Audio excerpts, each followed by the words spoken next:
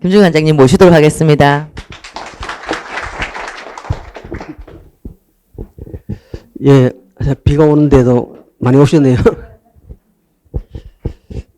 일단 이번 강의는 전체 강의 중에서 이 세 번째 강의 때까지는 이제 21세기 동시대 미술 컨템퍼리 아트를 할 수 있는 그 토대, 오늘은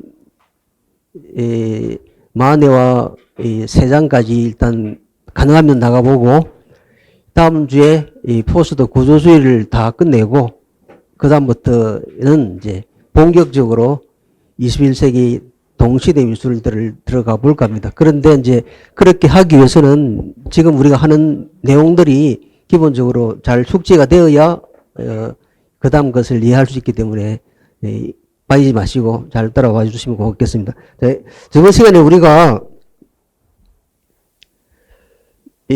금방 우리 상무님께서 말씀하셨듯이 도상학과, 도상해석학, 그리고 후경으로 그림 읽기라는 주제를 가지고 말씀을 드렸습니다. 오늘은 그래서 르네상스로부터 구르베까지의 재현의 원리를 이야기를 하고, 그리고 마네와 세잔의 비재현주의, 탈재현주의 그림들이 어떻게 현대를 열어가는가, 이런 이야기를 좀 해보겠습니다.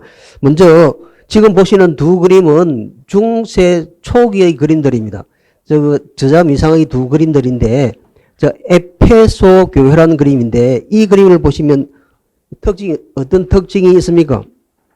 실제로 이 그림을 그릴 때 이 화가 또는 화공은 이 두 사이의 비례감, 조화등만을 머리에 염두에 두었을 뿐, 실제로 이 그림에는 어떠한, 우리가 알고 있는 어떠한 깊이도 없지요. 그리고 원래 사물이 가지고 있던 색이나 형태를 사용하지 않고 이 종려나무, 상수리나무를 표현할 때, 그들이 종려나무를 그릴 때는 이렇게 그린다, 상수리나무를 그릴 때는 이렇게 그린다, 그리고 색은 이런 방식으로 칠한다라는 그들끼리 약속된 코드, 약호에 따라서 그림을 그린 것이죠. 그리고 전혀 곧 우리가 이야기하게 될 원근감에 대한 그런 전혀 지식이 없었던 것이죠. 이 그림은 평면적입니다. 우리가 저번 시간에 말했던 것처럼 이 그림은 눈에 보이는 대로 전경밖에 없는 그림이죠. 그리고 이 그림도 역시 마찬가지입니다. 이 그림은 약간 더 발전했지만, 이 그림은 오른쪽에, 여러분 보시기에 오른쪽에 예수님이고 왼쪽에 성 메나스입니다. 그런데 예수님이 성 메나스의 손에 이 오른쪽 어깨에 손을 얹고 있죠. 그런데 나이는 메나스가 더 많아 보이죠. 왜 그렇습니까? 예수는 30쯤 돼서 죽었고, 이 사람은 나이가 많이 들었죠. 그렇지만 예수가 한 몇백 년, 이게 한 6, 7세기니까 예수가 한 6, 700년 전에 살았던 사람이죠. 그러니까 아마 손을 이렇게 더 했겠죠. 그런데 이 그림의 특징은, 이 그림은 우리가 흔히 말하는 그리스 미술에서 보이는 이러한 인체 비례, 이런 카논이 전혀 지켜지지 않은 그림이죠. 그러니까 머리를 보면 하나, 둘, 셋, 넷, 요 4등신이나 5등신쯤 되죠. 저 같은 경우는 한 6등신쯤 될 텐데, 키 크신 잘생긴 젊은 아이들은 8등신입니다. 그런데 이 그림의 특징은, 그러니까 이 그림에서 역시 대상을 눈에 보는 대로 그리는 것이 아니라 중요한 부분, 자기들이 전달하고 싶은 부분만 그린 것이죠. 그러니까 이 그림의 특징은 일단 대상을 눈에 보이는 대로 그린 것이 아니라는 거죠.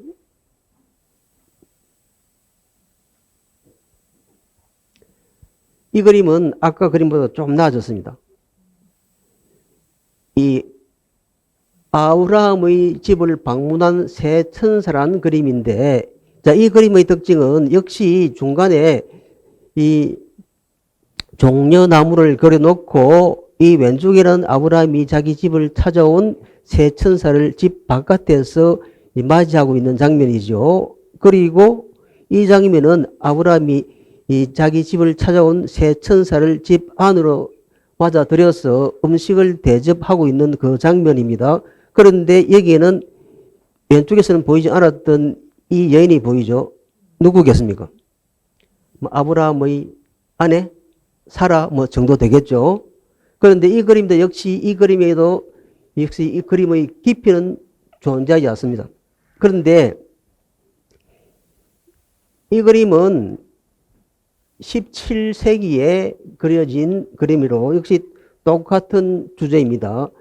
아브라함 집을 방문한 새 천사죠. 그런데 이 그림과 이 그림의 차이점은, 이 그림은 일단 물론 이 그림은 우리가 곧 다루게 될 원근법이라든지 제인의 원리가 아주 잘 지켜진 르네상스 이후의 그림이고, 이 그림은 중세 시기 그림입니다. 그러니 여기는 역시 그대로 아까 말씀드린 대로 자기들이 알고 있는 지식에 따라서 일단 이 그림에서 중요한 것은 중앙에 이렇게 종려나무가 있고 화면이 양쪽으로 분할되어서 양쪽에 강한 비례감이 드러나 있죠. 이 비례감이 드러나 있다라는 것 말고는 큰 특징이 없는데 중요한 특징이 또 하나 있습니다. 이 그림에 없는 특징이 이 그림이 있습니다. 오른쪽 그림에 없는 특징이 왼쪽 그림에 있습니다.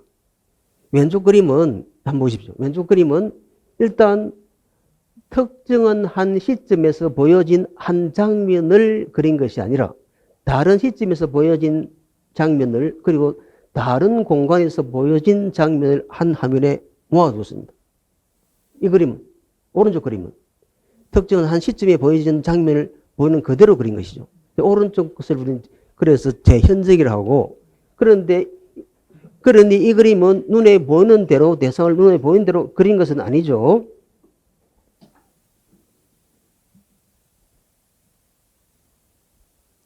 이 두 그림보다 이 그림은 많이 진화되었죠. 왜냐하면 일단 여기에 이 아브라함에 의해서 여기 뒤에 있는 탁자가 가려지고 다시 탁자에 의해서 뒤에 있는 천사들이 가려져서 앞의 그림들이 지나치게 단순화된 평면적이라면 이 그림은 좀 덜 평면적이죠. 그렇지만 여전히 그림의 깊이가 존재하지 않습니다. 그렇지만 이 그림의 가장 큰 특징은 어쨌든 일단 하나의 서사의 장면이 한 화면에 나오는 것이 아니라 서로 다른 두 시 공간에서 일어났던 사건을 한 화면에 모아놓은 것입니다. 그럼 이것은 우리 눈에 보이는 대로 그리는 겁니까? 아니면 자신들이 알고 있는 이야기들을 사람들에게 전달해 주기 위한 그림입니다. 전달해 주기 위한 그림이겠죠. 그리고 이 그림은 특정한 한 장면에 보여진 장면을 눈에 보이는 그대로 그린 그림이라고 할 수 있죠. 물론 이 시기에 아브라함이 살지 않았고 그 이전의 그림이지만 이 그림을 그릴 때 화가는 이 네 명의 모델을 세워놓고 실제로 눈에 보이는 것처럼 그렸을 것이라는 거죠. 그러니 이 그림은 눈에 보이는 대상을 눈에 보이는 그대로 모사하려는 그런 그림이라면 이 그림은 일단 시각적 조건을 무시하고 자기들이 알고 있는 지식을, 다른 말로 하면 종교적 진리를 사람들에게 전달해 주고자 하는 목적으로 그렸다. 그렇다면 이 그림은 눈에 보이는 대로 그렸고 이 그림은 눈에 보이는 대로 그린 게 아니죠. 그러면 이 그림은 재현적입니까? 비재현적입니까? 비재현적이죠. 우리 앞으로 재현, 비재현 말을 이제 그걸 건너뛰고 넘어버렸지만 나중에 다음에 또 할 수 있는 기회가 오게 되겠죠. 자, 그래서 일단 왼쪽 그림은 일단 비재현적입니다. 이 비재현적인 중세 미술의 특징은 이 형태와 색채의 자유로운 구성이랍니다. 그런데 이렇게 형태와 색채의 자유로운 구성이라는 중세 미술의 특징은 바로 그대로 이어서 현대 미술의 특징이 되죠. 그렇다면 이 중세 미술을 거쳐서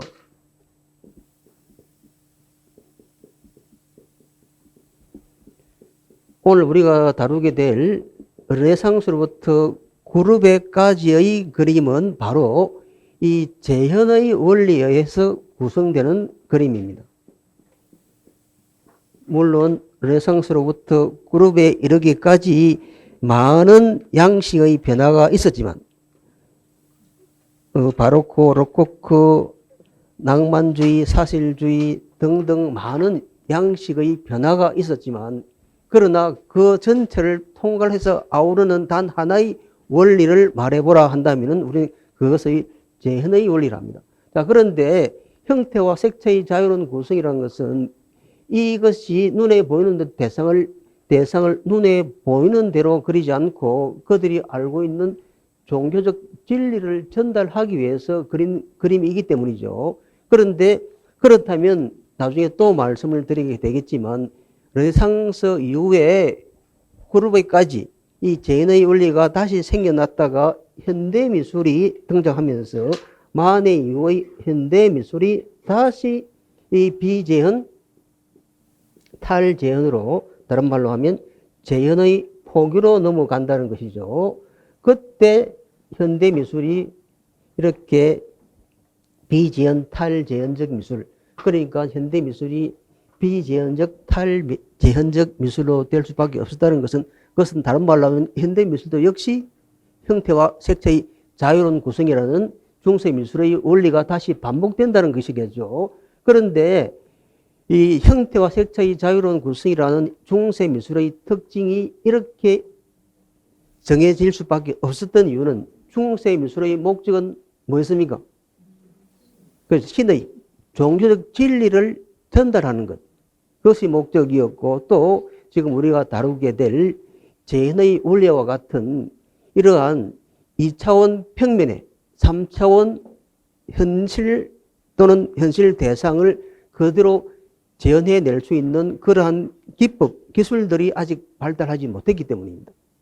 그렇다면 그럼 다시 이 르네상스로부터 그룹을 거쳐서 현대미술이 다시 비재현, 탈재현의 방식으로 되돌아가는 것은 그것은 역시 이것도 역시 기술의 발달과 관련이 있습니다. 19세기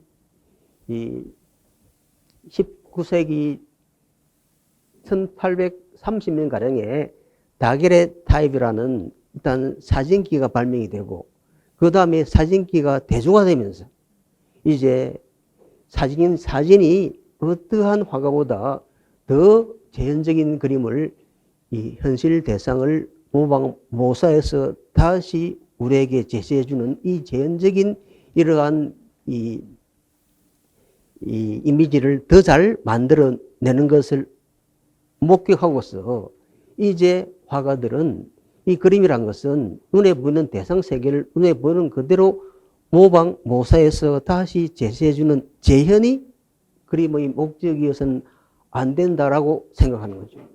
그래서 그들은 이제 아주 본질적인 것을 찾아나가는 추상, 그리고 자신의 마음이나 감정, 정서를 드러내는 표현, 그리고 미리 만들어진 기성품을 가지고 와서 그것을 작품이라고 제시하는 레디메이드, 그리고 이 환상이나 꿈의 세계를 표현하는 초현실주의와 같은 이러한 비재현주의적 미술로 넘어갔던 것이죠. 그건 곧 다루게 될 것입니다. 그래서 중세 미술의 특징이 이렇게 아주 간단하게 해버리고 바로 이제 넘어가겠습니다.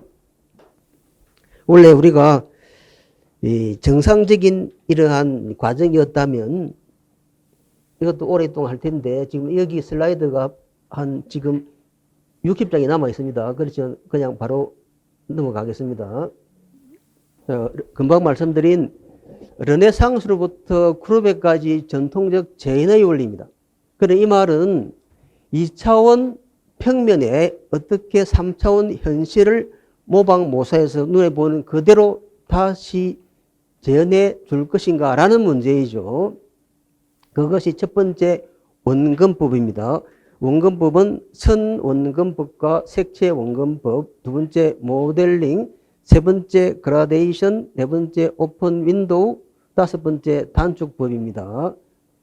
그리고 이것은 2차원 평면에 눈에 보이는 듯 3차원 현실을 만들어내는 환영주의입니다. 자, 이 그림은 알프레드 시슬리가 그린 루브친너 마을의 마신너 거리라는 그러한 작품인데 이 1873년에 그려졌으니 르네상스 그림은 아니죠. 인상파 화가입니다. 그런데 이 그림의 특징은 앞에 보이는 물체는 크고 거리가 멀어짐에 따라서 사물의 크기가 줄어들어갑니다. 그리고 우리의 눈높이에서 마주치는 이 지평선과 사물이 줄어드는 그 점이 만나는 그 지점을 소실점이라죠. 그러니까 이 그림은 선원근법에 의해서 그려진 그림입니다. 선원근법은 아주 저같이 그림을 잘 그리지 못하는 사람도 아주 단순하게 구현해 볼 수 있습니다. 저 그림은 아주 잘 그려진 그림이지만 우리 아주 그냥 아주 유치하게 그려도 자 이렇게 꼬불꼬불 유치하게 그려도 어떻습니까? 유치하게 그렸음에도 불구하고 이 3차원 공간감이 생겨나죠. 여기서 제가 한 것은 단 하나밖에 없습니다. 가까이 있다고 가정되는 물체는 크게 그리고 거리가 멀어질수록 반비례해서 사물의 크기를 줄여나갔다. 그러니 2차원 평면에 3차원 공간감, 거리감이 드러난 것이 이것을 뭐라 한다고요? 선원근법입니다. 예. 똑같은 시슬리가 그린 그 거리를 다시 현재 가서 사진을 찍었습니다. 거의 똑같죠? 그리고 사진도 똑같습니다. 여기 보시면 시슬리가 그린 사진을 붙여놨습니다. 똑같은 그 거리를 시슬리가 비가 올 때 찍은 것입니다. 그러니 이 그림은 여러 가지 기법 가운데서 오로지 선원근법의 기법만은 주로 사용한 그림이라고 볼 수 있겠죠. 이것은 잘 알고 있는 호베마의 미델 하르니스의 가로수길이라는 작품이죠. 이건 상당히 포함적인 그림입니다. 사물이 크기가 줄어드는 그 선을 따라서 어디서 어떤 소식점을 이 한 곳에서 판단이 되었죠. 이 마사치오입니다. 마사치오의 이 그림이 서양 미술사에서 선원근법이 구현된 최초의 그림입니다. 어디에 있느냐면 피렌체에 있는 이게 탄다리에서 바로 그 앞에 있는 이 성당입니다. 산타 마리아 노벨라 그 벽에 그려진 그림입니다. 이게 전체 그림이죠. 그래서 여기서 이 감실의 크기가 줄어드는 선을 따라서 소실점을 그어보면 여기가 우리 눈높이입니다. 그래서 이 사람들은 이 그림을 보고 이 마사치오가 이 성당, 이 그림이 다른 이 그림은 산타 마리아 노벨라라고 하는 성당에 있는 그림인데 이 그림을 그릴 때 그런 다른 곳을 봤겠죠. 다른 곳의 이러한 감시를 보았고 그 감시의 그림을 감시를 보고 그 감시를 이렇게 옮겨 놓았을 텐데 이 과학자들은 이것을 그가 그렸던 그 감시의 깊이를 수학적으로도 아주 명밀하게 계산해 낼 수 있다는 거죠. 그럼 이 그림은 이성적인 그림입니까? 감성적인 그림입니까? 이성적이고 과학적이고 합리적인 그림입니다. 그리고 요한 더 바티니의 그림입니다. 밑으로 도망가는 풍경인데 이 예수가 태어나니 헤롯 왕이 2살 이하의 어린아이를 모두 죽이려 하죠. 그러니 하나님이 이 요셉 보고 너는 여자와 아이를 데리고 이집트로 피난을 가라. 그 장면을 그리는 그림입니다.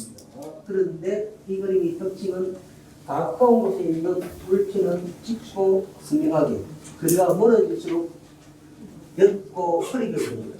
그러니 2차원 확보에 3차원 공간감, 깊이감이 드러나도 이런 것을 색채 온건법이라 합니다. 색채 온건법은 다른 말로 대기의 밀도 또는 공기의 밀도에 따라서 드러나는 것이라고 해서 공기원근법, 대기원근법이라고도 부르는데 또 어떤 책은 공기원근법, 대기원근법과 색채원근법이 다른 것이라고 설명하고 있는 책인데 그것은 틀린 이야기입니다. 똑같은 말입니다. 자, 그런데 자세히 보면 여기 가까운 곳의 물질은 짙고 선명하게 그려진 반면에 먼 곳의 물체는 옅고 흐리게 그려졌지만 다시 자세히 보면 가까운 곳의 물체는 크고 또 멀리 갈수록 크기가 줄어듭니다. 이것은 무슨 기법입니까? 선원근법. 그런데 이 그림은 색채원근법을 주로 하고 선원근법이 보완된 그림이다 라고 말할 수 있는 것이죠. 바다가 또 시도했습니다. 역시 가까운 곳의 물체는 짙고 선명하게 그리가 멀어질수록 옅고 흐리게 그려주고 무슨 기법입니까? 색채원근법. 그리고 앞에 있는 물체는 큰데 또 뒤가 작게 그려져 있죠. 선원근법이 포함되어 있는 그림이죠. 지금 제가 시간이 없기 때문에 이 그림에 들어있는 보통 시간이라면 좀 더 이야기를 확장해서 이런 이야기를 할 텐데 오늘 계속 그런 이야기를 안 하고 그냥 넘어갑니다. 오늘 계속 속성. 자, 그리고 다빈치 그림. 다빈치 그림, 이른바 이 수태 고지죠. 이 천사가 나타나서 이 마리아에게 지금 당신이 임신을 해소하고 알려주는 그 장면입니다. 자, 그런데 이 그림이 아주 과학적인 그림입니다. 이 사물의 크기가 줄어드는 선을 따라서 그어보면 소실점은 거의 한 가운데 딱 맞아 떨어지게 되어 있습니다. 그러니까 이게 어디에서 그어도 아주 정확하게 사물의 크기가 아주 정확하게 한 지점에서 소실점이 되어서 맞는 것이겠죠. 그런데 여기 보시면 그냥 그림에서는 잘 안 드러났던 요 깊은 구경 부분의 그림을 보시면 이런 다빈치의 수대 고리의 구경입니다. 색채원근법이 아주 멋지게 그려져 있죠. 한국의 동양화를 보듯이 아주 멋진 색채원근법이 그려져 있습니다.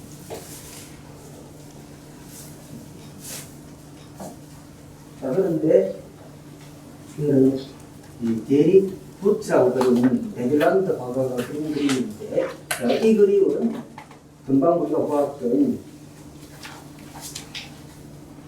다빈치 그림이 1472년, 75년 사이에 그려진 그림이고, 이 그림은 1440년대에 그려진 그림입니다. 한 2, 30년 훨씬 앞에 그려진 그림이죠. 그런데 이 그림은 어떻습니까? 이 그림 보면 이 격자 무늬 자체가 지금 원근법이 잘 구현되어 있지 않지요. 그리고 금방 보았던 이 다빈치의 그림에서 보았던 완벽한 소실점의 위치가 이 그림에서 존재하지 않습니다. 이 탁자를 보시죠. 탁자가 제대로 원근법에 의해서 그려졌다면 어떻게 그려져야 됩니까? 우리가 보는 이 앞쪽이 이렇게 넓고 뒤쪽이 이렇게 잡혀져 있죠. 이런 식으로 그려져야 될 겁니다. 그런데 이런 그렇게 안 그려져 있죠. 실제로 나중에 우리가 거꾸로 이 탁자를 이렇게 또 책상을 거꾸로 그린 그림이 모으는데 그 그림들은 이 러시아에서 그려졌던 그림이나 우리나라 이 조선시대에 선비 초상화의 그림들에서 그런 그림들이 나타납니다. 거꾸로 이 앞쪽이 오히려 관찰자 쪽이 더 좁고 그 앞에 앉는 선비 쪽이 더 넓은 이런 원근법을 거꾸로 된 원근법, 역원근법, 역원근법을 왜 그런가? 그 나름대로의 세계관의 차이 때문인데 이 그림에서는 그런 세계관의 차이라기보다는 아직까지 이 그림에서 이런 원근법적 엄밀함들이 아직 지켜지지 못했던 것이죠. 그 사람이 완벽하게 과학적으로 합리적인 그런 원근법을 구현해낼 수 있는 아직 능력이 없었던 것이죠. 그렇지만 2차원 이 화폭의 3차원적인 공간감을 드러내야 한다는 것은 이제 인사하고 있었던 그러한 그림이라 할 수 있겠죠. 역시 또 시설이 그림인데 앞에 있는 이 나무들은 찍고 멀리 있는 이 배경들은 버립니다. 무슨 원근법입니까? 색채 원근법이고 그 색채 원근법이 구현되어 있는 중에서도 나무들의 크기가 주로 여기다 선원근법. 그런 이 그림은 색채 원근법이 주로 사용되고 선 원근법이 보완되는 그림이라 할 수 있겠죠. 자, 그리고 마사치오리 그림입니다. 낙원 주황인데 이제 아담과 이브가 이제 낙원에서 추방되면서 이제 이 천선한 가브리엘이 나가고 달리는 거죠. 자, 여기서 보시면 항상 서양 회화에서 그림은 항상 서사가 진행될 때에는 서사의 진행 방식은 서양의 글쓰기는 오랫동안 왼쪽에서 오른쪽으로 쏘는 이런 방식의 글쓰기였습니다. 그러니 서양 회화에서 그림 속에 스토리 또는 스토리텔링 또는 나레티브가 들어있다고 한다면 그 서사의 진행 방식은 왼쪽 위에서 오른쪽입니다. 그러니 서양 미술을 서양의 그림을 읽을 때는 어디로 읽게 된다는 이야기입니까? 왼쪽에서 오른쪽. 오면 거꾸로 동양미술. 그러니까 서사의 방향이 오른쪽에서 왼쪽 위에서 그러니 나중에 반고보 그림을 할 때 다시 한번 짚어보겠습니다. 그런데 대부분의 이 서양 영화에서 아까 우리가 볼 때 이집트의 피신이라는 그림에서는 오히려 서사의 진행 방향이 거꾸로죠. 그때는 왜 그랬냐면 실제로 이집트가 이스라엘보다 더 오른쪽에 있으니 지리적 사실 때문에 실제로 그렇게 그려진 것이고, 우리가 다큐멘터리를 보더라도 다큐멘터리를 찍었습니다. 낙타가 나왔다가 화면에서 나왔다가 사라집니다. 대개는 어느 쪽에서 나왔다가 어느 쪽에서 사라지겠습니까? 대개는 왼쪽에서 나왔다가 오른쪽에서 사라집니다. 그런데 또 어떤 부분들은 오른쪽에서 왔다가 왼쪽으로 사라지는 경우도 있죠. 그때는 거꾸로 비단길을 가면서 저기 동쪽에서 서쪽으로 갈 때는 오른쪽에서 왼쪽으로 이렇게 가게 보는 거죠. 대개는 우리도 모르는 사이에 우리는 대개 이미지가 왼쪽에서 왔다가 오른쪽으로 가는 거 그렇게 많이 그리죠. 그리고 그게 자연스럽게 보입니다. 그러니 서사의 방향이 왼쪽에서 오른쪽입니다. 자, 그런데 이 그림에서 특징적인 것은 여기에 좁게 그려진 천궁문이 여기에 벽은 짚고 그리고 여기에 벽 안쪽은 빛이 들어가지 않아서 어둡습니다. 그래서 빛이 비친 곳은 밝고 빛이 비치지 않아서 그늘진 곳은 어둡게 이렇게 해서 빛과 그림자의 대비 명암의 대비를 통해서 사물의 3차원적인 입체감을 만들어낸다. 이것을 형태를 만들어낸다. 모델링. 모델링이란 말은 이 컴퓨터에서 많이 쓰죠.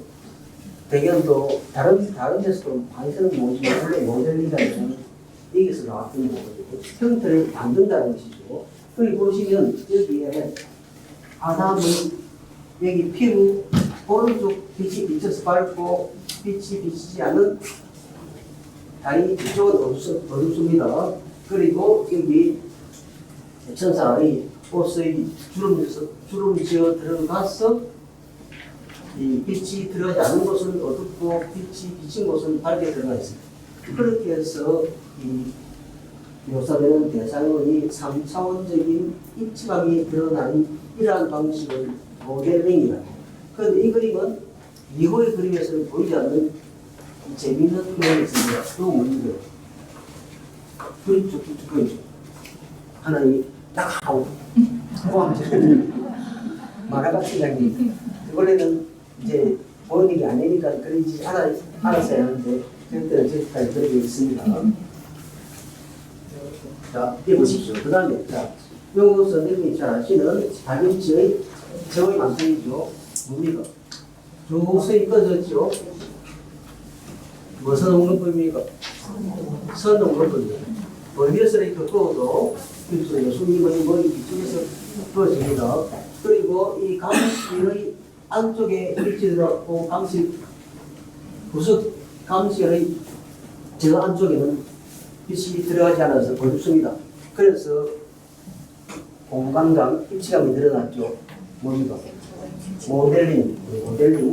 모델링이고 이것은 색채 원근법, 선 원근법 모델링. 그 다음에 예수님 머리 뒤에 그려진 저 원경은 무슨 기법입니까? 색채 원근법이죠. 그리고 예수님의 머리 뒤쪽으로 창을 3개 열어뒀습니다. 창을 열어두는 바람에 3차원 공간감 창이 없었더라면 이 그림의 깊이는 바로 이 방에서 끝이 났을 텐데 창을 열어두는 바람에 그림의 공간감, 깊이감이 아주 확정이 되었죠. 저것을 창이 열려있다 오픈 윈도우라고 하죠. 이 오픈 윈도우의 기법이 실제로는 나중에 2000초에 오슨 웰저의 시민 케인과 같은 영화에서 도움이 됩니다. 그러니 깊은 심도는 뭐라고 합니까? 물론 우리가 사진을 찍을 때도 이렇게 그냥 조이개와 빛의 조절을 통해서 깊이 잡습니다. 가까운 데서 초점 맞추고 빛을 조절하는 조리개를 가까운 데를 잡고 합의해버리면 이건 뭐랍니까? 아웃포커스를 하죠. 그래서 아웃포커스를 하면 요즘만 잡히고 대충 안 보이죠. 실제 우리 눈은 그렇습니다. 자, 그런데 여기 보시면 나중에 우리가 또 이야기하게 되겠지만, 자, 우리 눈은 어떤 겁니까? 우리 눈은 지금 예수가 있고 이 그림에서도 우리가 이 제자들이 오른쪽에 있는 제자들을 보면 이쪽이 안 보입니다. 그리고 왼쪽에 있는 제자들을 보면 이렇게 안 보이죠. 또 앞을 보면 뒤쪽이 안 보입니다. 그런데 우리는 여기 있어서 한국에 다 보이는 것처럼 그리고 있죠. 그래서 이것을 환영주의라. 우리는 한국에 다 볼 수 없죠. 자, 그런데 이렇게 해서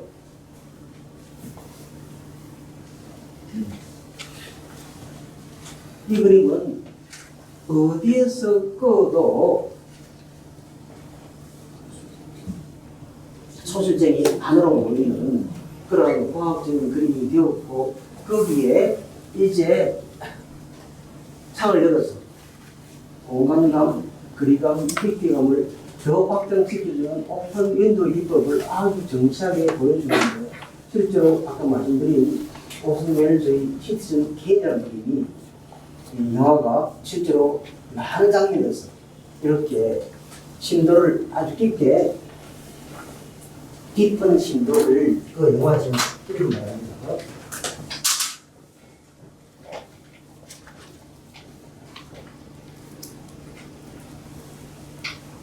이 오픈 웰더의 시티즌 K, 시민 K는 아주 성공한 언론 제보입니다. 그런데 그가 이제 인생의 말기에 자신의 삶을 돌아보고 자신이 행복했는가, 그리고 자기가 어느 때 가장 행복했는가 라고 자신의 삶을 돌아봅니다. 삶을 돌아보는 그 장면인데,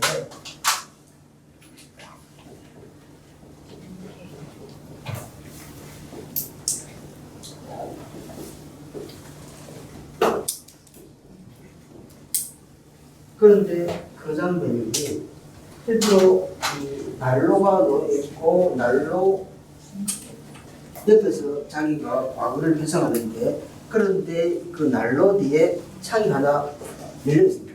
그 열린 창으로 이 눈이 내리는 언덕이 보이고, 그리고 눈이 내리는 그 언덕에서 어느 꼬마가 설매를 타고 있는 거죠. 그런데 그 설매를 타는 그 꼬마는 자신의 어린 시절입니다.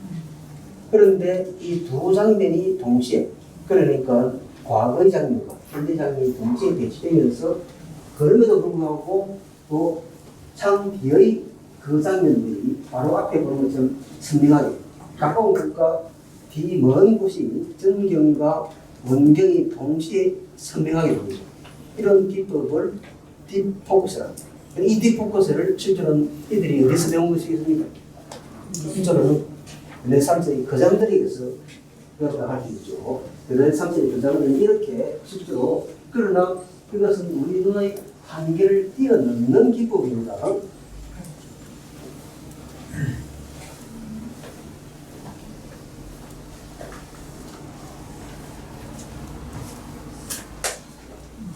자, 이 다빈치의 이 마지막 제호의 만찬이 다른 제호의 만찬보다 가장 훌륭하다고 여겨지는 그 이유는 여러 제호의 만찬이 그려졌지만 이 다빈치의 제호의 만찬은 이 12 제자의 성령들 그들의 특징들을 아주 전형화시켰다고 하게 됩니다.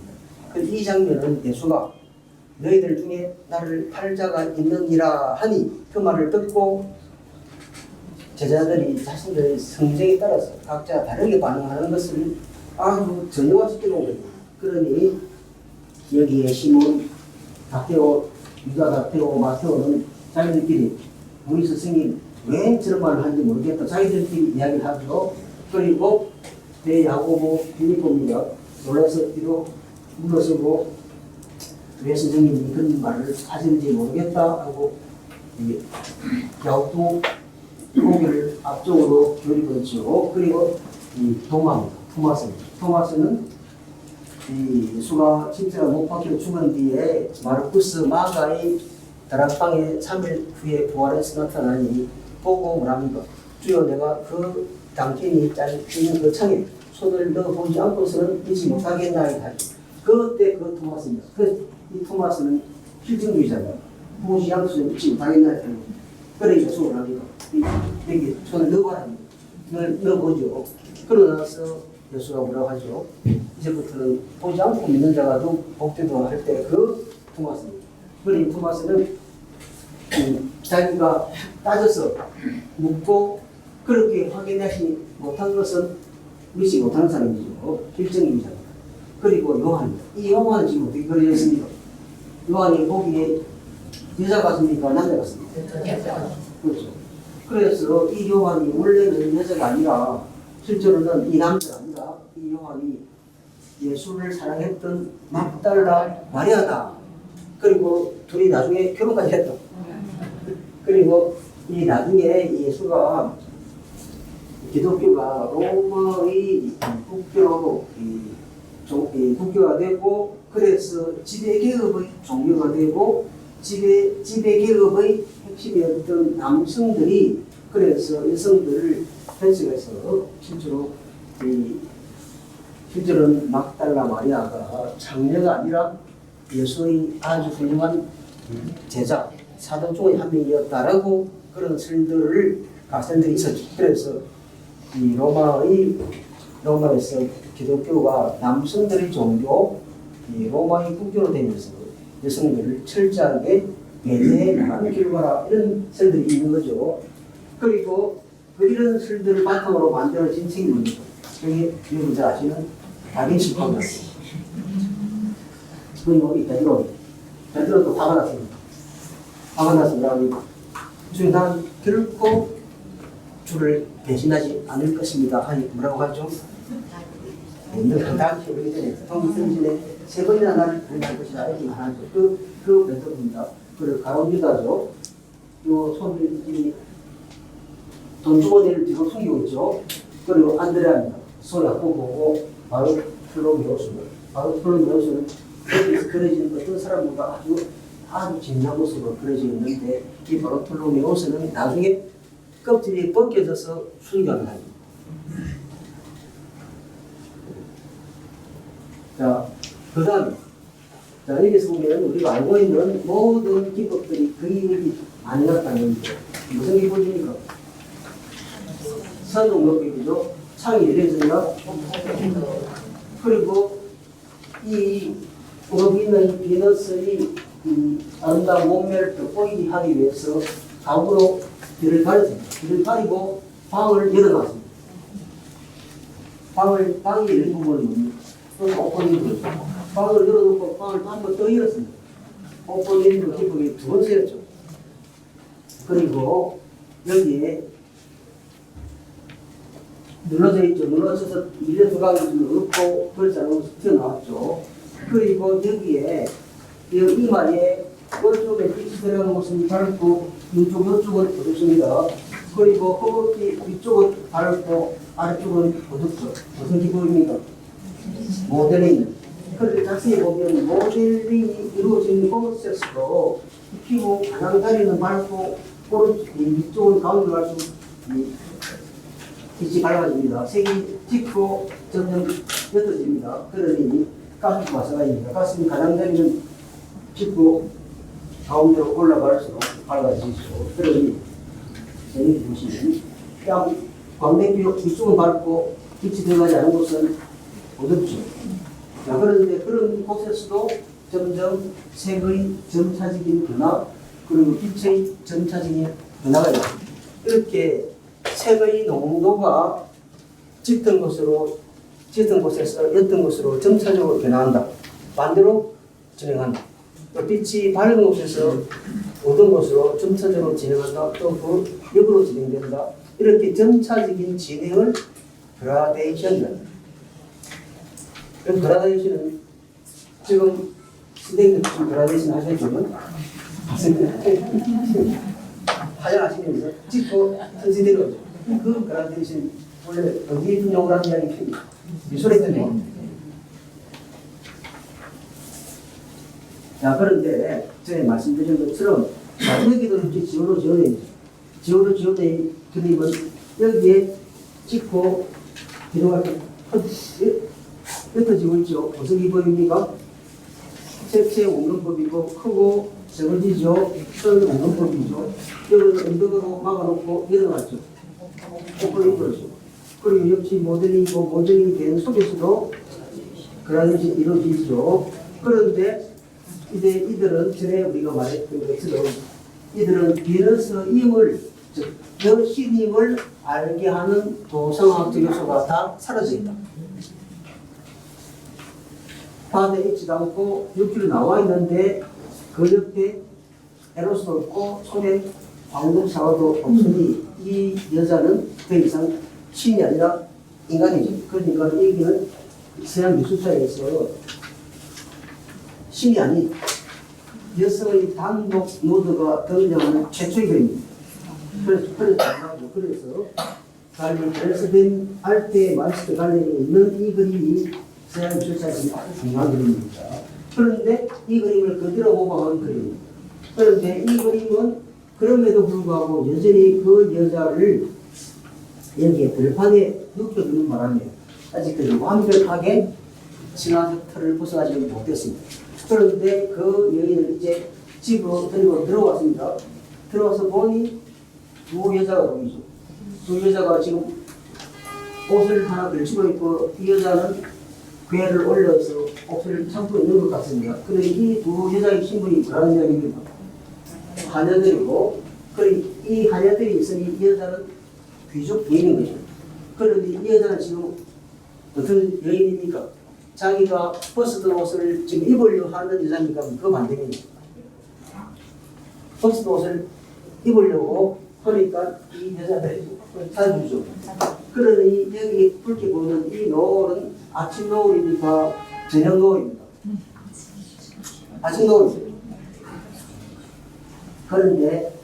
그런데 이렇게 그러니 이 그림의 정황을 볼 때 여자는 분명히 귀족부이고 일반 여신이 아닌 일반 여인인데 일반 여인을 그냥 누드로 그려버리면 포르노그래피가 되니 이제 여기다가 개를 그려놓습니다.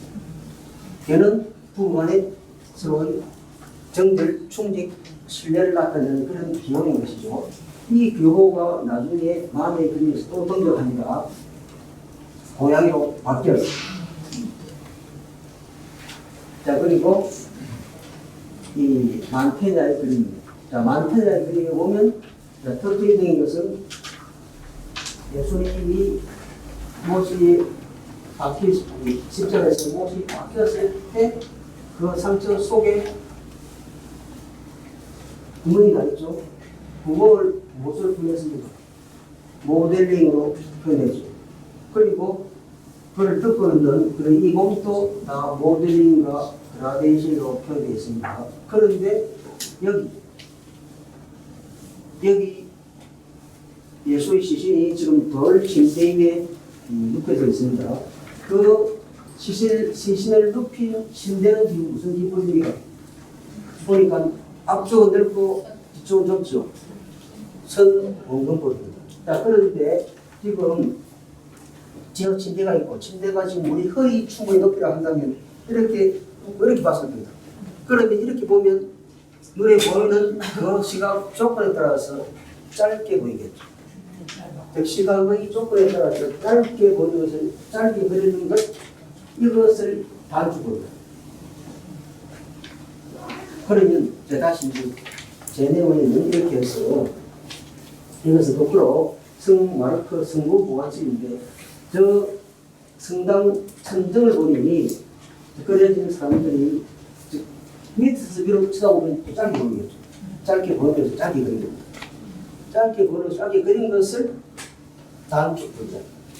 우리가 보통 차를 몰고 가면 일단 정지, 멈춤 이런 글자가 어떻게 되어 있으면 여기서 보면 길게 써져 있죠.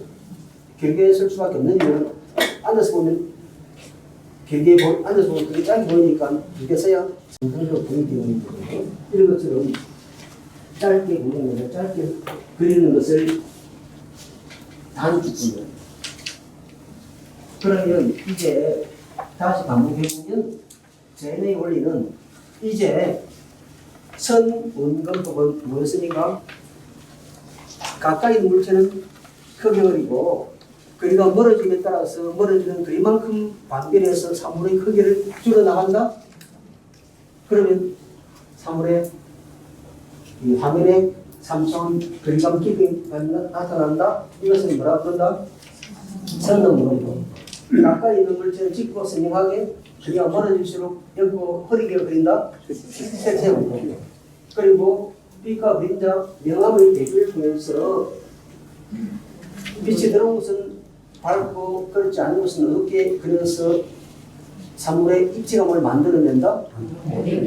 입체감이 만들어진 대상에 빛과 색채의 점차적인 변화를 통해서 입체감, 볼륨감을 만들어낸다? 그라데이션. 그리고 틈을 들어서 3차원 공간감, 거리감을 확대시킨다? 짧게 그것은 짧게 그린다? 잘하십니다. 자, 그런데 이 그림은 아주 과학적인 그림입니다. 지금 이 앞에 있는 이 예수님이 지금 이 그림은 예수님이 베드로에게 천국의 열쇠를 건네주는 그런 장면인데 예수님과 베드로가 있고 예수 제자들과 그다음에 성자들이 있죠. 그 앞에 있는 이 정경과 중경과 공경이 아주 잘 구분된 그림인데 이 그림이 얼마만큼 과학적인 그림이냐면 이것은 저기 강릉의 저기 왼쪽 부분을 사진 찍은 거예요. 그러니 이 사진으로 찍은 앞에 있는 사람과 멀어지는 그림만큼 거리가 그대로 다 놓여요. 그러니까 저 멀어진 거리가 그 멀어진 거리만큼 사물의 크기가 아주 과학적으로 줄어드는 것을 이 사진기가 잘 잡아내는 것이죠. 그렇게 사진기가 잡아내는 것만큼 이렇게 잘 잡아냅니다. 그러니까 이만큼 멀어진 거리만큼 명확한 계산을 통해서 이제 우리가 이 화면 속에 재현해야 할 이 풍경의 거리가 얼마나 것을 미리 계산해 놓고 그렇다면 앞에 그려지는 정경과 중경과 원경 사이의 사물들의 크기를 어떤 방식으로 줄여가야 할까를 아주 엄밀하게 과학적으로 계산을 그립니다.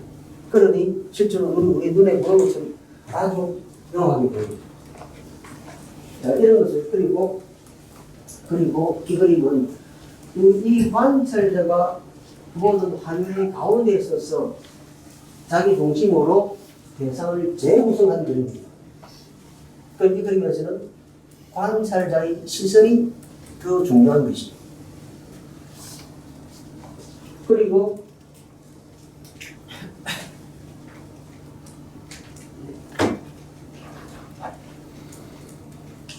이렇게 소실점이 한 곳에 맺히는 것, 이것을 1점 투시도, 선 온건부 가운데서 있는 소실점이 하나로 보이는 1점 투시도입니다.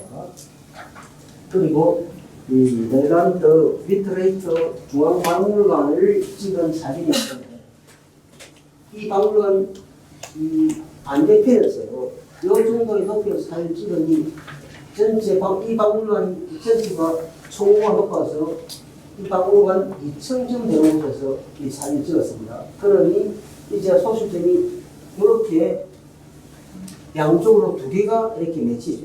이 두 개가 맺히는 것은 2점 투시도랍니다.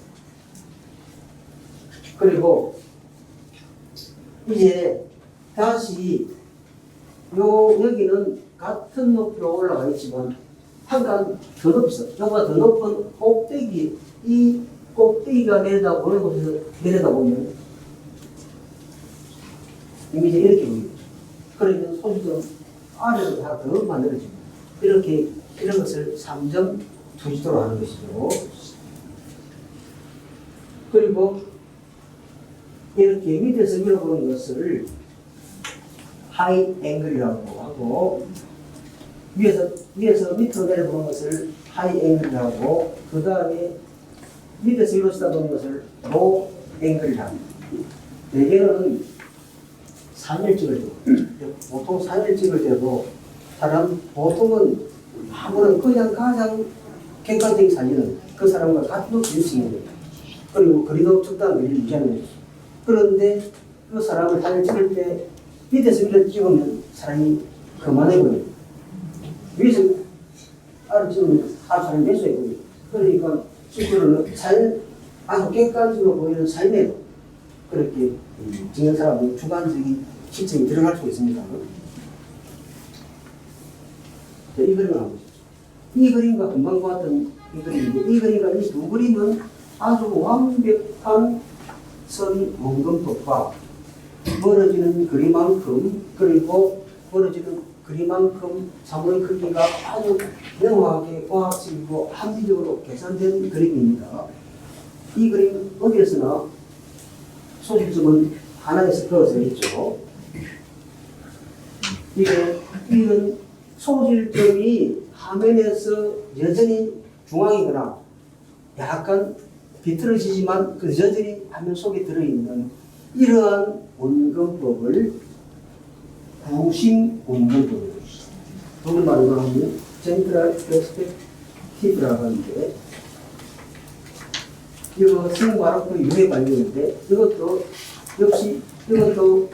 구심 원근법이에요. 제가 지금 이렇게 써서 이 사진을 찍으면 중앙에 오겠죠.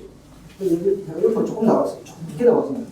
늦게 나와서 사진 찍어도 여전히 소실점은 화면을 벗어나지 않겠죠.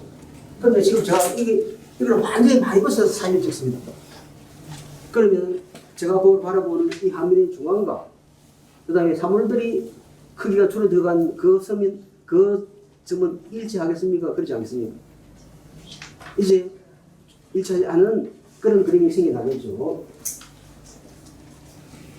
구심원금, 이것은 이해를 돕기 위해서 제가 사진을 찍어 봤는데, 이해를 돕기 위해서 이것은 여전히 앞에 봤던 이 그림들은 완벽한 선원근법에다가 구심원근법을 그대로 아주 잘 유지하고 있는 그림입니다. 그리고 성마로코 유해 발견이라는 티토렉터의 그림도 여전히 구심원근법이죠. 이 소실점은 아직 화면 속에 그대로 남아 있습니다. 이것도 왼쪽 것은 구심 이런 왼쪽 1의 사진은 어느 곳에 더 가깝습니까? 이곳에 더 가깝죠. 그리고 구심 원근법 그림 2는 어떤 곳에 더 가깝습니까? 이것에 더 가깝죠. 그러면 이 그림은 이렇게 되면 이제 우리는 구심원금법이 지켜지고 있다라고 말하기가 어려워집니다.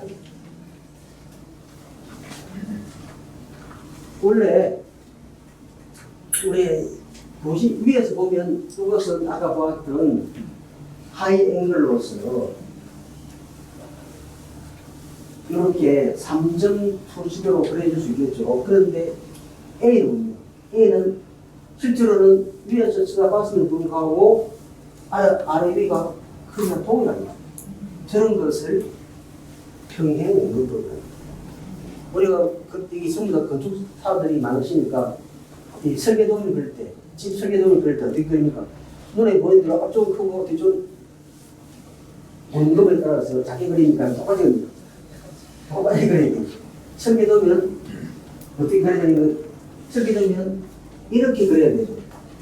설계도면 이렇게 그려야 실제 원래 사물들의 본래 모습들을 잘 드러낼 수가 있죠. 그러니까 그래서 왼쪽은 설계도면을 그리는 그런 기법입니다. 그래서 이것을 흔히 그런 것을 이대로 이렇게 원래는 우리가 구심원금법으로 그리면 이렇게 그려지게 되겠죠. 그리고 여기에 소식이 존재합니다. 그런데 이 구심원금법을 그리지 않고 그 뒷면도 앞면과 같은 크기로 그려놓고 그래서 소수점이 없이 계속 선이 평행해서 나아가는 저런 원금법을 평행원금법이라고. 그럼 평행원금법으로 어떤 대상을 이제 그리게 되면 그것을 눈에 보는 대로 그린 겁니까? 원래 사물의 모습대로 그린 겁니까? 원래 사물의 모습대로 그린 것이죠. 그렇다면 어느 화가가 평행원금법으로 그림을 그리기 시작한다. 완벽하게 평행원금법을 쓰지 않았다 하더라도 구심원금법을 지키지 않고 평행원금법으로 이전하는 듯한 그림을 그린다면 그런 원금법을 지키는 겁니까? 원금법을 파괴시키고 가고 있는 겁니까? 원금법을 파괴시키고 가고 있는 것입니다. 이런 그림을 이제 현대 미술의 현대회화의 아버지에게서 나타납니다. 좀 쉬어가시죠. 자, 이렇게 해서 일단 구심원금법과 평행원금법의 차이를 잠시 보여드렸는데 어쨌든 가장 기본적으로 말씀을 드린다면 이 구심원금법은 앞에 있는 물체는 크고 뒤로 갈수록 물체의 크기가 줄어들어서 어쨌든 소실점이 화면 속에 만들어지는 것입니다. 그런데 평행원금법은 원리적으로 평행원금법은 이게 가장 원론적인 평행원금법입니다. 그러니 이것은 앞이나 뒤가 크기가 같이 그려져서 끝까지 가도 소실점이 생깁니까? 안 생깁니까? 안 생기겠죠. 저게 실제로 평행원금법이고 대개는 우리가 집을 건축을 할 때 설계도를 그릴 때는 실제로는 저렇게 평행원금법으로 그려야 실제는 되겠죠. 그런데 저것은 우리 눈에 보이는 대로 그린 것은 아니라는 거죠. 역시 마찬가지입니다. 오른쪽 것은 구심원금법이고 뒤에 것은 평행원금법으로 그려질 때 대상이 눈에 보이는 이런 방식입니다. 그러니 평행원금법으로 그려지니 어떻습니까? 오히려 뒤쪽이 우리 착시 현상 때문에 뒤쪽이 또 더 넓어 보이기도 합니다. 이게 안도 히로시게의 대조신사라는 그림인데 이 안도 히로시게의 이 대조신사는 후지산을 그린 그림인데 실제로 그리려고 하는 보여주려고 하는 후지산 자체는 바로 이 전경에서 가려져 있죠. 전경에 의해서 후경이 가려지는 저러한 이 우키요의 기법을 일본말로 수다레라고 합니다.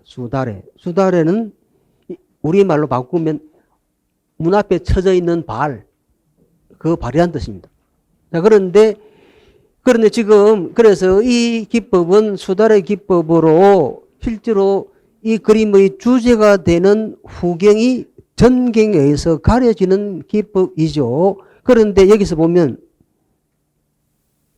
요 고양이가 앉아있는 창문 턱이 어떻습니까? 그거 나가면 이 여기서 여기 이쪽이 넓고 이쪽이 조금씩 좁아지긴 하죠. 그렇지만 여기서는 이 소실점이 어디서 맺혀질지 알 수가 없죠. 이게 뭡니까? 실제로 이게 평행원근법을 차용한 그런 그림이 되는 것이겠죠.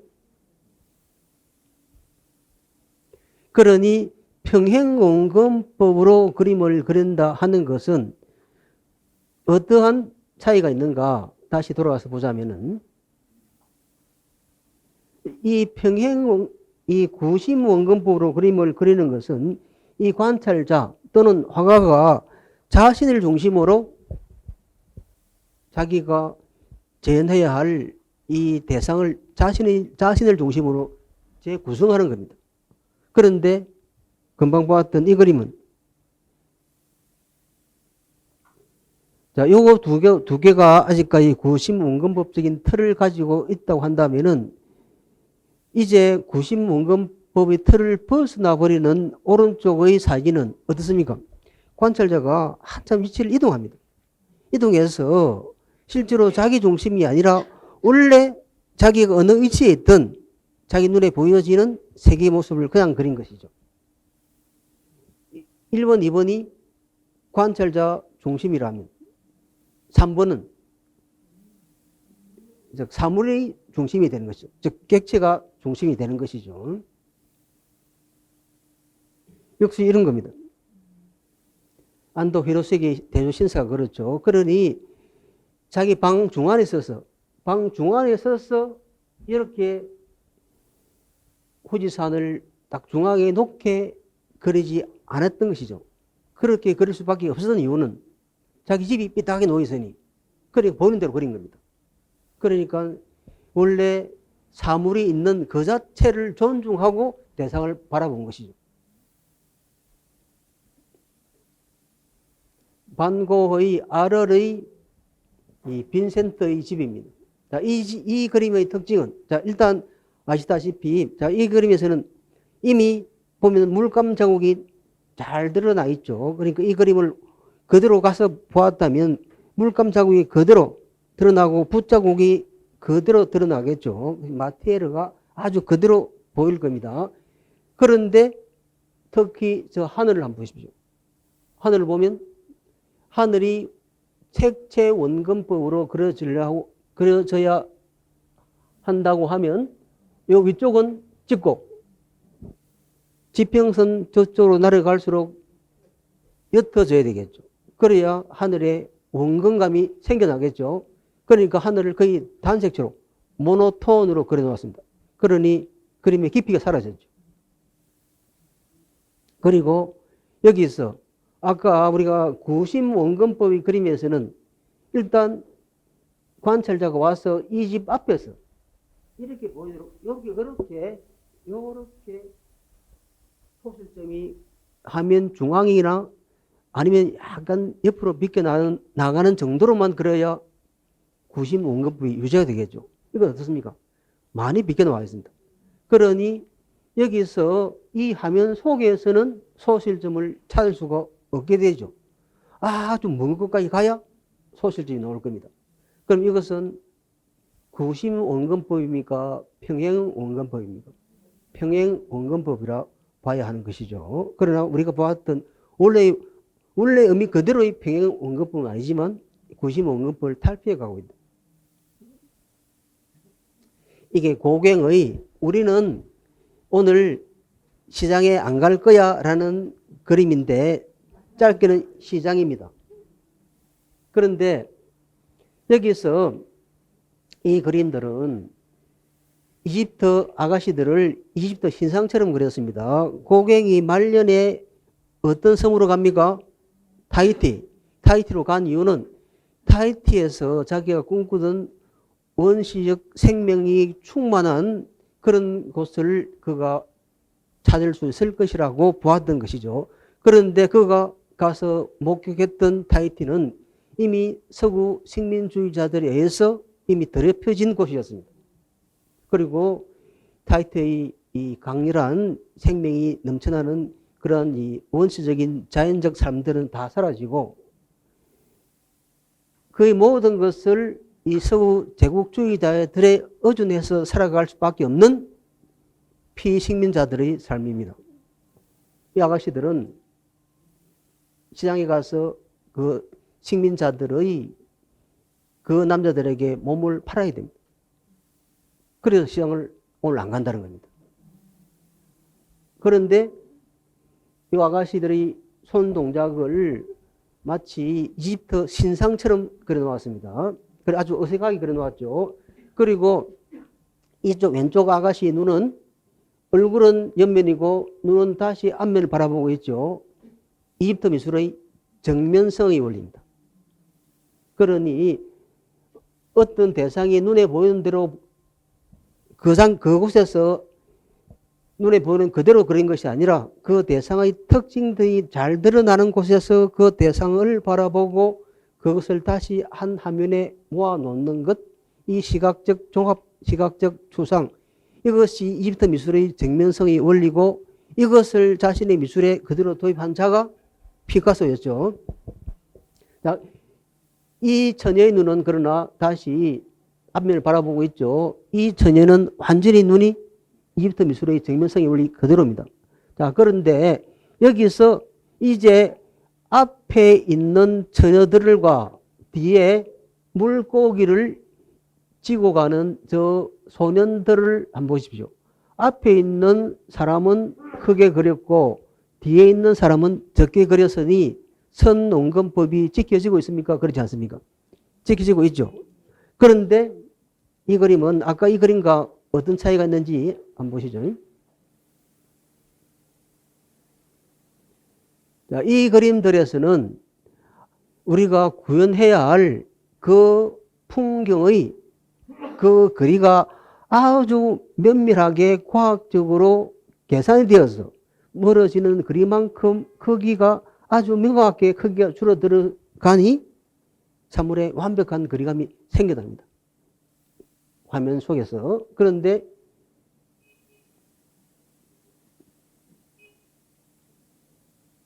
여기서 어떻습니까? 분명히 뒤에 있는 소년들이 적게 그려져 있긴 한데, 작게 그려져 있긴 한데, 그 거리가 얼마인지 분간이 안 되죠. 그러니 선원근법이 지켜집니까? 서서히 파괴되어 갑니다. 파괴되어 가는 그림입니다. 그러니 여기서 그는 이제 선원근법의 원리를 이제 서서히 무시해 가면서 그림을 그린다는 것이죠. 그리고 색채원근법은 어떤 거였습니까? 앞에 있는 물체는 짙고 선명하게, 뒤에 있는 물체는 옅고 흐리게. 이게 아마 바다 같고 저게 하늘 같은데 앞에 있는 사물 물체는 그렇고 뒤에 있는 물체도 여전히 짙고 선명합니다. 그러니 원근감이 나타나지 않죠. 색채 원근법이 파괴되어 가고 있죠. 그리고 여기 어떻습니까? 이 나무들은 색깔이 또 파란색입니다. 그러니 원래 사물들이 가지고 있는 색이 아니죠. 그리고 여기 바다라면 이게 바다고 저기 하늘일 텐데도 하늘이 또 노랗습니다. 그러니 원래 아까 우리가 말했던 중세 미술의 특징이 뭐였습니까? 형태와 색채의 자유로운 구성입니다. 여기도 형태도 자기가 마음대로 그리고 싶은 대로 그렸습니다. 그리고 색채도 자기 마음대로 그립니다. 그런데 색채 원근법에서 유일하게 지켜지고 있는 것처럼 보이는 것은 대개 색채 원근법에서도 붉은색이나 이 노란색은 앞으로 밀려 나오는 그릇한 느낌을 주는 색이라면 이 파란색이나 회색 같은 색은 뒤로 밀려 들어가는 색이기 때문에 더 깊은 거리감을 드러내는 색이고 이건 밝은 색은 가까운 거리감을 주는 색이죠. 그러니 그것들은 또 지켜져 있습니다. 그런데 여기 보시면 여기 이 처녀들이 앉아있는 이 긴 의자 벤치를 보시면 어떻게 그려져 있습니까? 여기 만약에 구심 원근법으로 그려져 있으면 어떻게 그려져 있어야 됩니까? 이렇게 그려져야 되겠죠. 그건 이렇게 그려져 있습니다. 그러면 이 선을 따라서 원근법을 찾아서 소실점을 그어 나가면 소실점이 이 화면 바깥으로 튀어나가 버리겠죠. 이게 평행 원근법입니다. 그러니 저 그림에서 그는 이 원근법을 지키고 있는 겁니까? 원근법을 파괴시키고 있는 겁니까? 원근법을 파괴시키고 있죠. 그리고 원래 대상들이 가지고 있는 색을 마음대로 바꾸어 버립니다.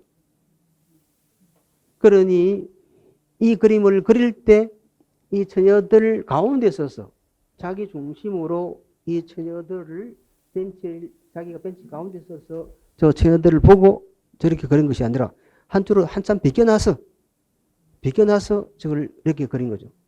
그러니 저기에는 르네상스로부터 진행되어 오던 인간 중심의 대상 관찰 시점이 서서히 바뀌어서 인간이 대상이 그대로 있는 상태에서 주체가 위치를 옮겨서 그 우연적인 그 지점에서 대상을 바라보고 그렇게 우연적인 시점에서 보이는 그 우연적인 장면을 그리는 것. 이게 이 그림입니다.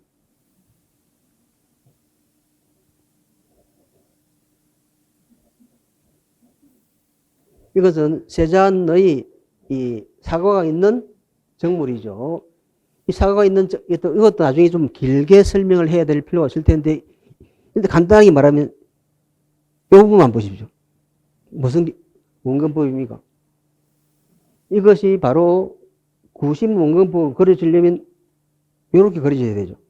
그러니까 어쨌든 주체가 자기 중심으로 대상을 바라볼 때 보이는 아까도 그랬죠. 이런 식으로 그려져야 되는 거죠. 그런데 여기 이렇게 그려져 있습니다. 그러니 이것을 중앙에서 안 보고 옆으로 비켜 나가서 봤다는 것이죠. 그러니 이제 그림은 이런 방식으로 이렇게 그려집니다. 그러니까 아까 보았던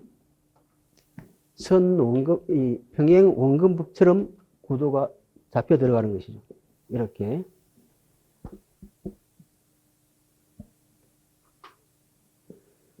이제 그래서 구심 원근법이 파괴되어 가고 화면에 평행 원근법이 드러난다는 것은 이제 화가들이 자기 중심으로 대상을 재구성하던 르네상스 이후의 관찰법에서 벗어났다는 거죠.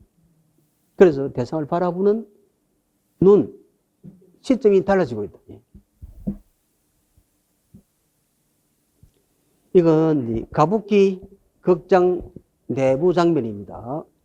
자, 여기 보면 원근법이 다양하게 파괴가 되어 있습니다. 자, 이쪽 부분 보십시오. 이쪽 부분은 원근법으로 그려져 있죠. 그리고 뒷면은 오히려 뒤쪽이 더 넓게 그려져 있죠.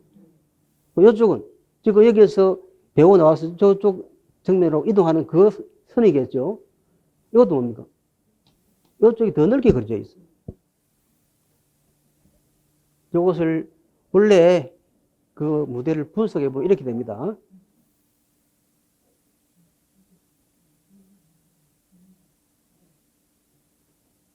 어떤 것은 부분적으로 기본적인 선 원근법이 지켜지는 곳이 있고 어떤 것은 평행 원근법으로 그려져 있고. 자, 두 개를 비교해 봤습니다. 오른쪽은 무선 원근법으로 본래의 선 원근법으로 그렸습니다. 왼쪽은 평행 원근법으로 그렸습니다. 이쪽은 또 선 원근법으로도 그리고 있습니다.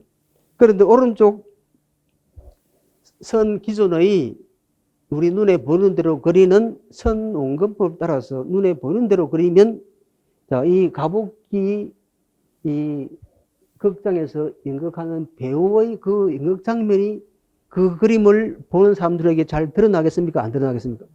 안 드러나겠죠.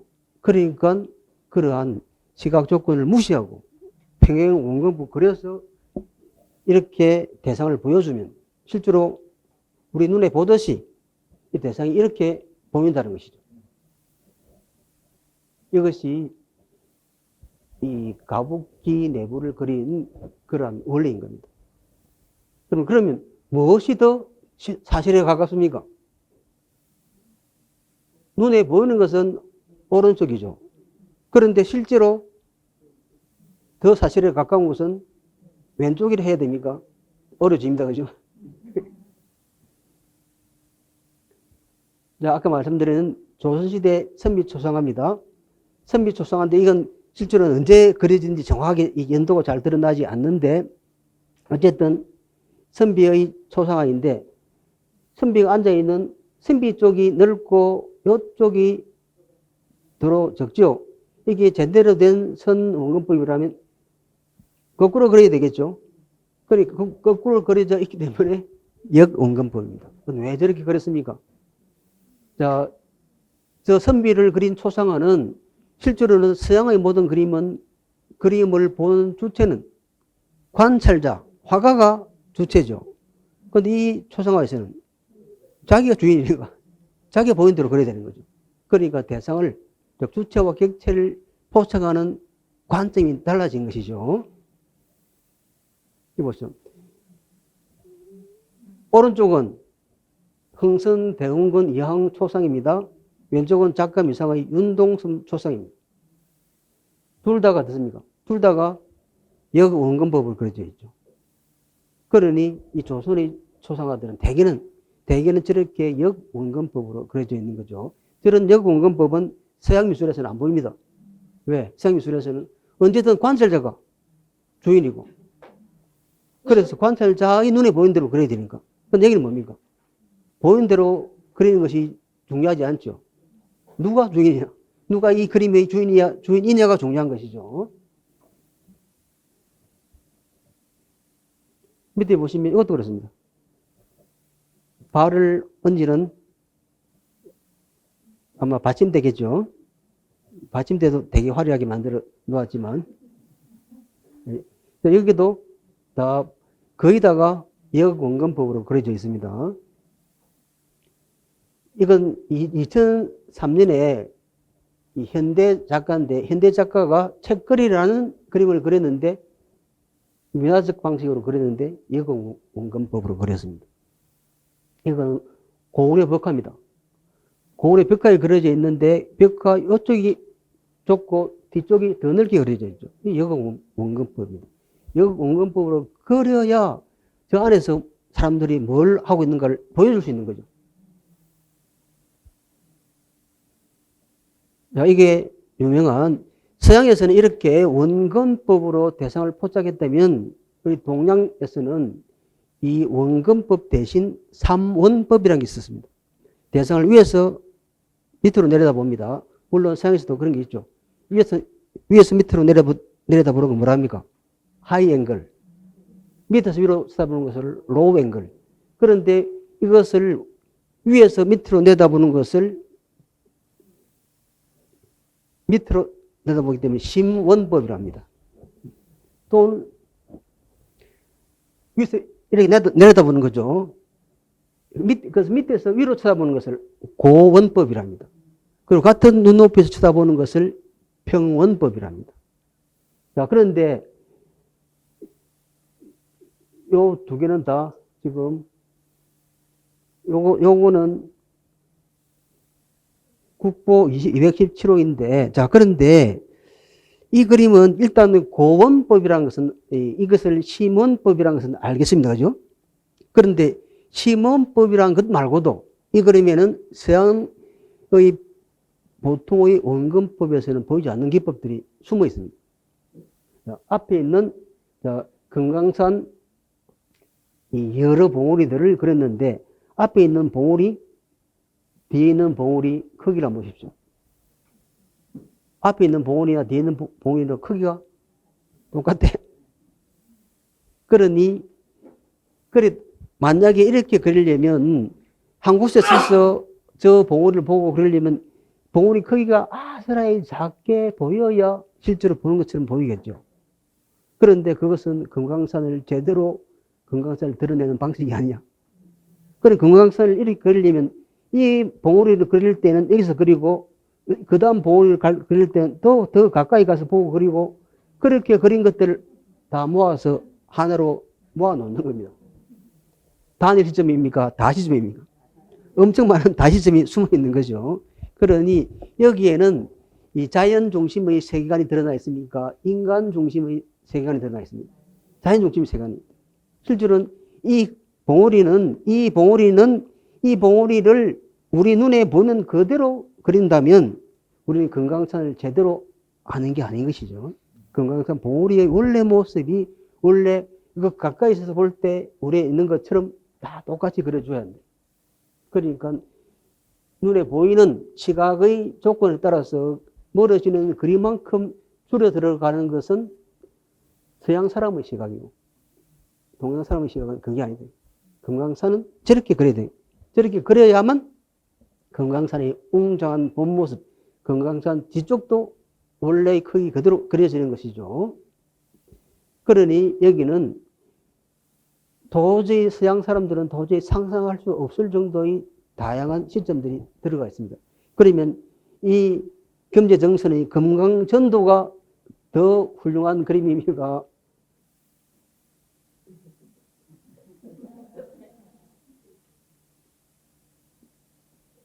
요거는 빼고 여기까지만 가봅시다. 두 개를 붙여놨어야 너무 떨어져 있네요.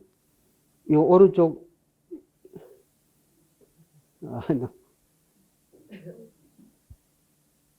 많이 떨어졌다 하죠. 이 그림이나 이 그림이 더 위대한 그림입니다. 이렇게 묻는다면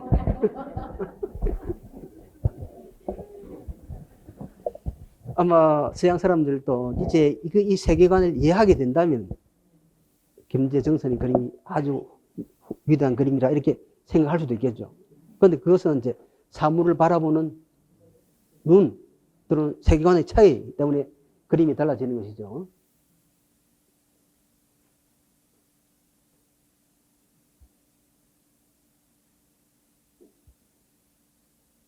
이제 마하네로부터 이러한 재현의 원리가 우리 이렇게 평행원근법으로 구심원근법이 평행원근법으로 바뀌어져 가면서 어떻게 그림이 달라지고 그리고 주체와 객체의 시점들이 달라지는가 하는 것을 보았는데 이제 좀 더 본격적으로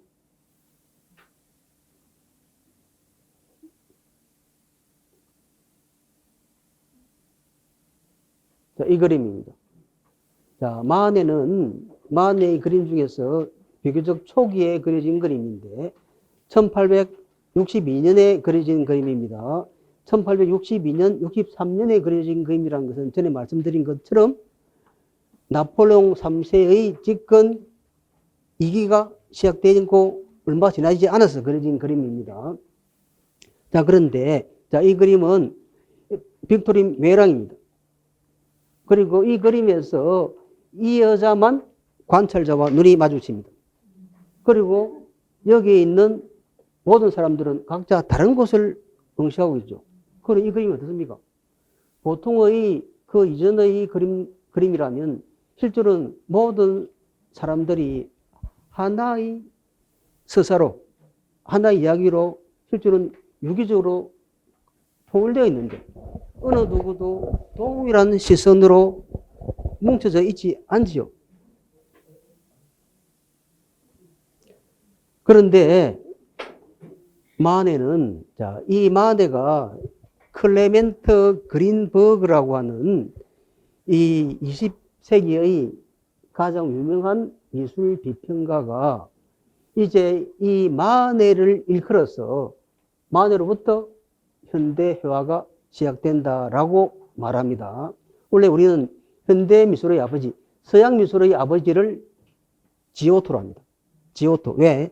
지오토가 2차원 화폭의 3차원 재현의 원리를 최초로 만들어낸 사람이기 때문에 그를 서양 미술의 아버지라고, 그리고 이러한 재현의 원리를 파괴시켜서 탈재현, 비재현의 이러한 회화를 본격적으로 제시했던 사람이 세잔이기 때문에 세잔을 현대 미술의 아버지 또는 세잔과 함께 금방 말씀드렸던 폴 고갱이나 반 고흐를 현대 미술의 아버지들 하면 그들까지 집어넣습니다. 그런데 서양 현대 미술의 아버지는 이 세잔인데 세잔에 앞서서 이제 그린버그는 현대 미술의 선구자를 마네라 봅니다. 왜? 마네로부터 재현의 원리가 파괴되어 가기 때문이다.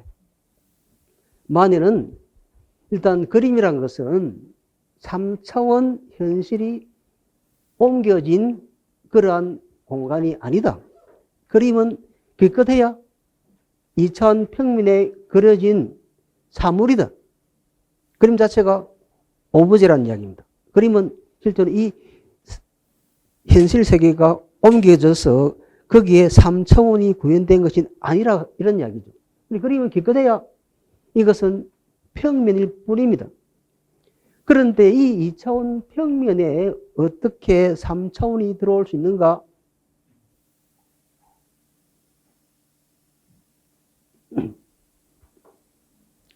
자, 이 그림을 보십시오.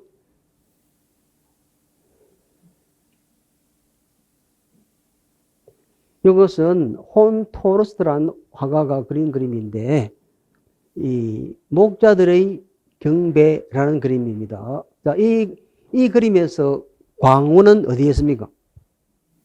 광원은 악 예수 자체가 광원이죠. 광원이 그림 속에 있으니 그러니까 이것은 그림이 광원이 그림 속에 있으니 이것은 내부 조명입니까? 외부 조명입니까? 내부 조명이 맞죠?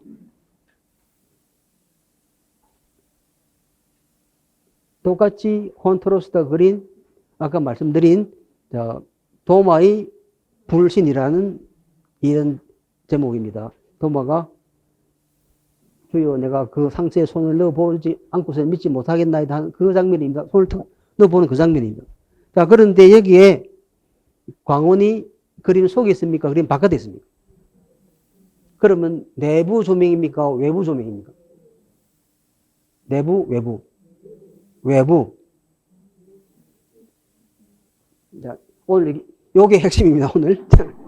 자, 이 그림이 광원이 그림 속에 있으니 내부 조명이라서 너무 명백하죠.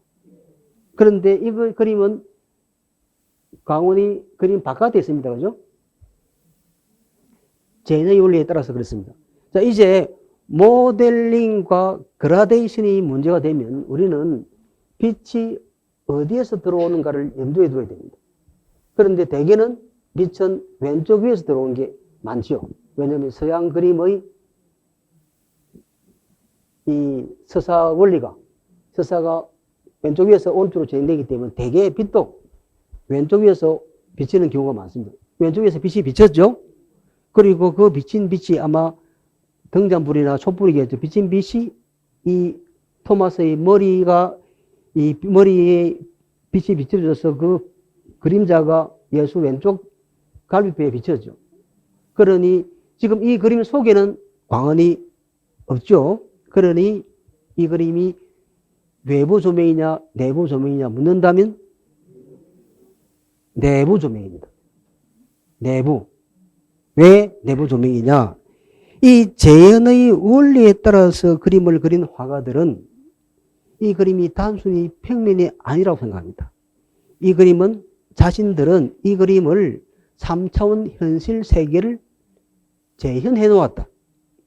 그래서 이것은 지금 그림이라고는 이 프레임이라는 틀 때문에 작은 프레임 때문에 이 광원이 보이지 않을 뿐이지 이걸 쭉 그림의 크기를 쭉 넓혀 나가면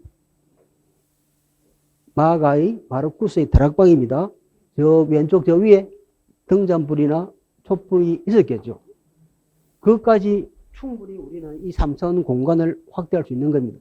그러니 재현의 원리에 따라서 그려진 모든 그림은 내부 조명입니다. 그런데 이제 이 혼토로스트는 광원을 이렇게 내부 조명이면서도 광원을 그림 바깥으로 이렇게 빼놓으면 모델링과 그라데이션이 한 곳으로만 정해지기 때문에 그림이 단순해집니다.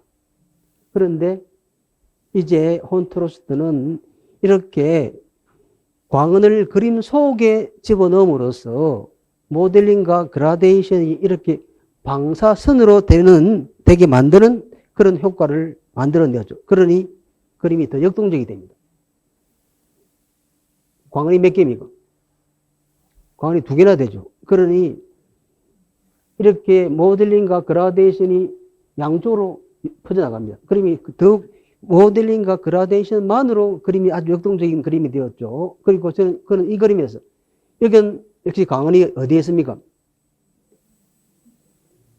요 안에 있죠. 그리고 이 처녀 얼굴이 이쪽에 밝고 저기 어두워지고 이쪽에 건드려졌죠. 그리고 이 상인 또는 귀족은 빛에 의해서 뒤쪽이 가려져서 어둡게 보이고 또 여자도 저쪽 앞쪽은 밝게 보이지만 뒤쪽은 어둡게 보입니다. 그러니 이것은 그림의 제목은 The Matchmaker 중매쟁이란 그림입니다. 이 처녀의 이 머리를 보니 처녀가 뭘 쓰고 있습니까? 모자를 쓰고 있고 만돌린 같은 악기를 들고 있으니 처녀의 직업이 뭡니까? 악사? 근데 악사인데 자기 나라가 없이 이곳저곳을 떠돌아다니는 집시, 그 집시 처녀란 말이죠. 이 집시 처녀를 이 중매쟁이 여자가 이 남자에게 소개시켜주고 구전을 지금 얻으려고 하는 그런 장면입니다. 아마 첩이나 하룻밤 그런 소개를 시켜주는 그런 거겠죠. 그런데 이 그림에서 혼트로스트는 오로지 바로 이 모델링과 그라데이션을 사용하면서 그리고 광원을 그림 속으로 끌어들여와서 빛의 대비를 통해서 그림의 주제를 드러내는 더 미천하고 이 가난한 이 처녀가 더 선한 세계에 살고 있고 돈이 많은 저 남자가 더 악한 세계에 살고 있다는 것을 아주 강하게 드러내는 오로지 단순히 모델링과 그라데이션 즉 조명의 위치, 광원의 위치만으로 그림의 그런 주제를 강하게 드러내는 그런 그림을 그렸는데 그렇지만 이 그림은 당연히 이 그림들은 내부 조명이면서 광원이 그림 속에 있는 것이고 이것은 광원이 그림 바깥에 있지만 역시 내부 조명이다. 다시 간단하게 요약한다면은 재현의 원리에 따라서 그림을 그리는 화가들은 자신의 그림이 단순히 2차원 평면이 아니라 3차원 현실 공간이 재현된 것이다. 실제로 3차원 현실 공간이 거기 다시 만들어지고 있다 생각하는 거죠. 그러니 어디든 거기서 비치는 빛은 그림 속의 실제 공간과 연결된다. 그러니 모든 것은 내부 조명, 내적 조명인 것이죠. 그런데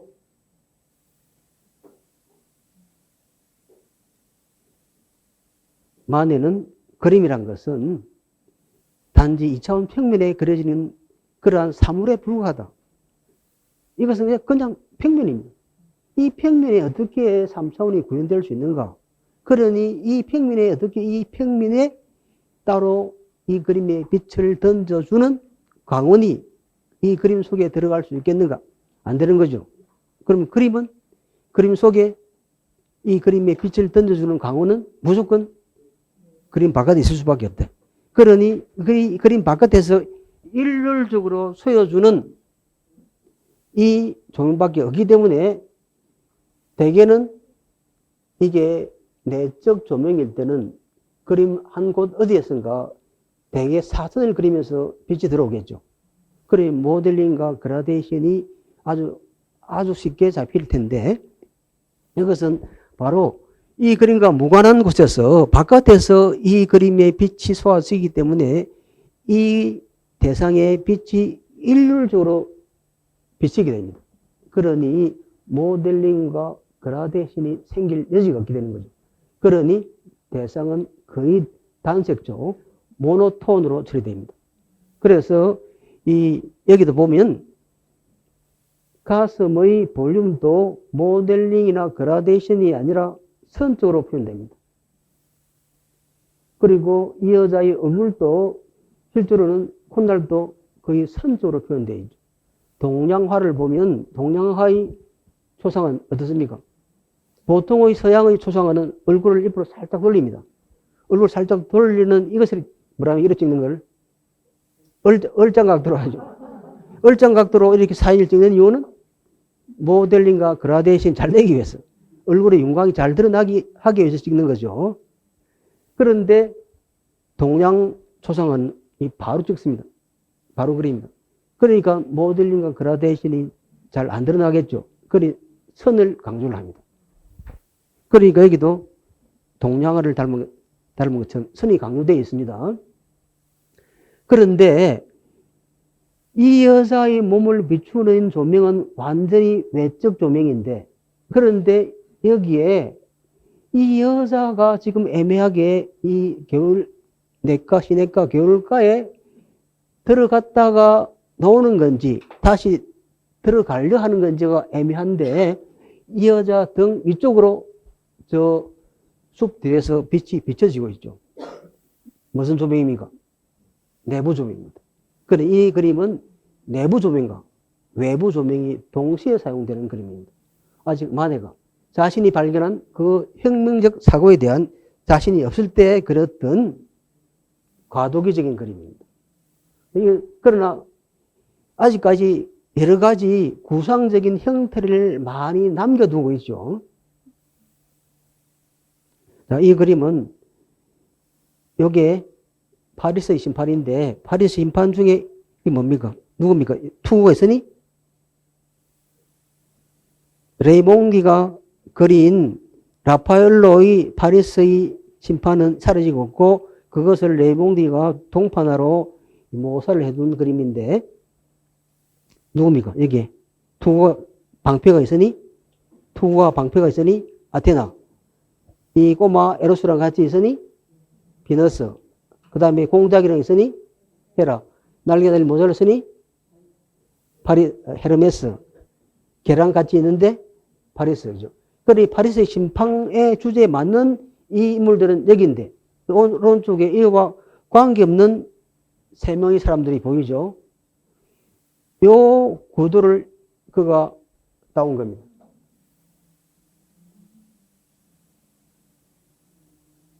그리고 여자들은 옷을 벗고 있고 남자들이 옷을 입고 있다는 구도는 이 바로 지오르 지오네의 저는 음악회. 그런데 이 여자들은 그냥 일반 인간이 아니라 묘저의 여신들입니다. 그러니 옷을 벗고 있죠. 자, 금방 말씀을 드린 겁니다.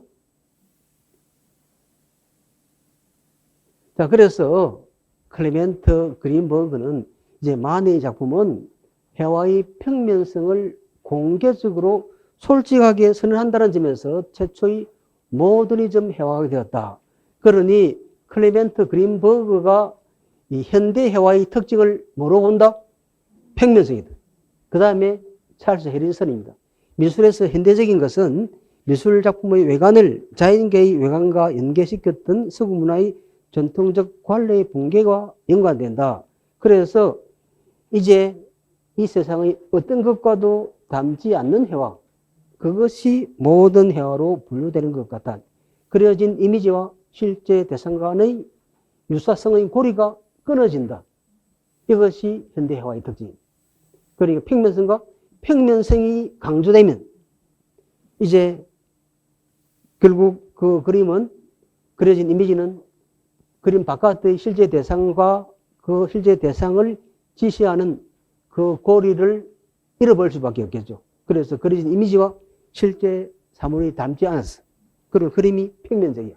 이것이 그린버그와 해리슨이 말하는 현대해와 현대미술의 두 특징입니다. 자, 여기는 내부 조명과 외부 조명이 같이 있다는 거죠.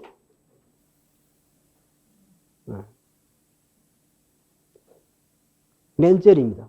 아돌프 멘젤은 독일의 사실주의 화가인데 이것은 여전히 우리가 알고 있는 제인의 원리가 아주 잘 지켜지고 있는 그림입니다. 모델링과 그라데이션이 있죠. 이쪽은 요 나무에서 가려진 이쪽을 벗겨놨습니다. 무슨 기법입니까? 오픈 윈도우죠. 그리고 빛이 왼쪽 위에서 들어오고 있죠. 그리고 약간 높은 곳에서 대상들을 바라보고 있습니다. 그런데 만입니다. 만의 그림은 만의 듀렐리 공원의 음악회고 이것도 듀렐리 공원의 오후라는 그림입니다. 같은 듀렐리 공원을 그렸는데 만의 그림은 이제 여기서 보던 그림을 그리기 위해서 그림의 공간감을 주기 위해서 대상들을 같은 높이에서 보지 않고 대상들보다 조금 높은 곳에 가서 그렸습니다. 그런데 만에는 아예 이 앞쪽에 여유 있는 공간을 아예 그리지 않고 사람들과 이런 같은 높이에서 이렇게 그려버립니다. 그려버리니까 거리감이 안 생겨나죠.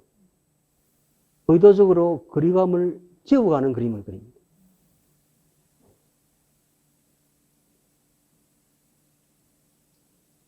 일단 넘어가 보겠습니다. 자, 이 그림 보십시오.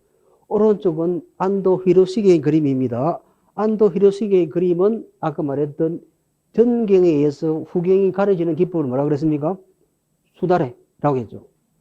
자, 그런데 그 수다레 기법을 그리면서 그런 자두가 순을 그리면서 나무 전체를 그리지 않고 나무 일부만 툭 잘라서 그렸습니다. 이런 기법들은 서양의 그림에서는 잘 못 보던 기법입니다. 특히 사람을 그릴 때는 사람을 잘라서 그리면 안 되죠. 그런데 그렇게 그려놨습니다. 왜? 이것은 그냥 그림에 불과하기 때문에 이런 것을 파격이랍니다. 발을 다 잘라놨습니다. 몸을 다 잘라놨습니다. 파격입니다. 오페라의 이 가면 무도회죠. 그리고 하늘에서 거리감, 공간감을 없애기 위해서 같은 높이로 사람을 딱딱 붙여놨습니다. 그러니까 여기에는 의도적으로 거리감, 공간감을 배제하는 그림들을 그려나가고 있는 것이죠. 그리고 실제로 사람을, 몸을 일부를 잘라놔 버렸습니다. 어디서 배운 겁니까? 안도 히로시기 이런 그림들에서 일본 우키요에서 배운 것들입니다. 그리고 이것은 아까 말씀드린 수다레, 전경에 의해서 후경이 가려지는 그런 기법, 모네가 세느강의 그랑자트섬이라는 그림입니다. 그리고 이 모네의 나무를 통해 그랑자트섬입니다. 실제로 그랑자트섬을 그리면서 그 자기가 그리고 싶은 그림의 주제가 되는 저 중경이나 원경이 전경에 의해서 가려지는 기법. 그런데 이것도 어디서 배운 겁니까? 안도 히로시게도 다 배운 것이죠. 여기서 배운 겁니다. 그리고 만의 이 그림입니다. 만의 이 그림은 막시밀량 황제의 청형이라는 이 그림은 고야의 1808년 5월 3일이라는 그림을 보고 구도를 빌려온 것인데 여기에서는 원근감의 구도가 드러나 있죠. 이 원근감의 구도를 없애버렸습니다.